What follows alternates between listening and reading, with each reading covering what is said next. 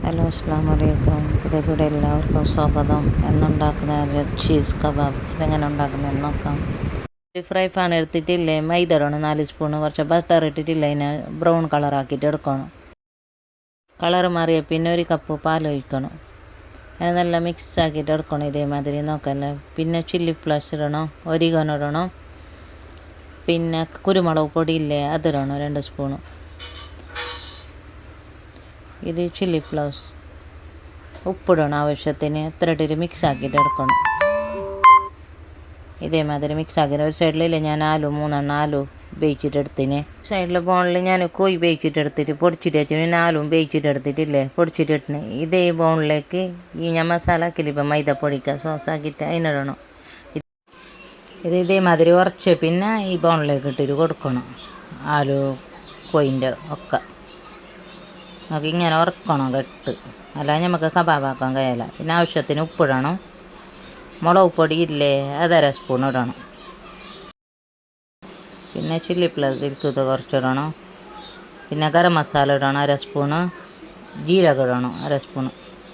പിന്നെ 1 സ്പൂണ് ചാട്ട് മസാല ഇടണം. പിന്നെ അതിനിട്ട് പിന്നെ ചില്ലി ഇടണം. മുളക് ഇല്ലേ പച്ചമുളക് ചില്ലി അരിഞ്ഞത് ഇടണം, മല്ലി അരിഞ്ഞത് ഇടണം. അതിട്ട് പിന്നെ നല്ല മിക്സ് ആക്കിയിട്ട് കൊടുക്കണം.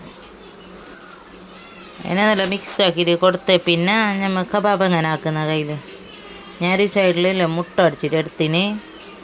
പിന്നെ ബ്രെഡ് പൊടിച്ചിട്ട് എടുത്തിന്. ബ്ലോക്ക് ചെയ്തെടുത്തിട്ടില്ല അതിനെ ക്രേഡ് ആക്കിയിട്ട് എടുത്തിന്. ഇതേമാതിരി പിന്നെ ഇങ്ങനെ നമ്മൾ കബാബ് എങ്ങനെ ആക്കുന്ന അതേമാതിരി ആക്കിയിട്ട് ഇതുള്ളിലേക്ക് ചീസ് നിറച്ചിട്ട് എടുക്കണം. ഇതേമാതിരി നോക്കും. ഈ ചീസ് നിറച്ചിട്ടാക്കിയിട്ട് ബയ്യൊക്കെ നമ്മൾ പെരത്തിയിട്ട് മുട്ടൊക്കെ മുക്കിയിട്ട് ബ്രെഡിന് മുക്കിയിട്ട് എല്ലാം ഇതേമാതിരി ഉണ്ടാക്കിയിട്ട് എടുക്കണം. നോക്കല്ലേ ഇതേമാതിരി. ഇത് നല്ല സോസിൻ്റെ അകത്ത് ചട്നീൻ്റെ അകത്ത് അങ്ങനെ തിന്നാനും നല്ല ടേസ്റ്റ്. പാവം വേണമെന്നില്ല.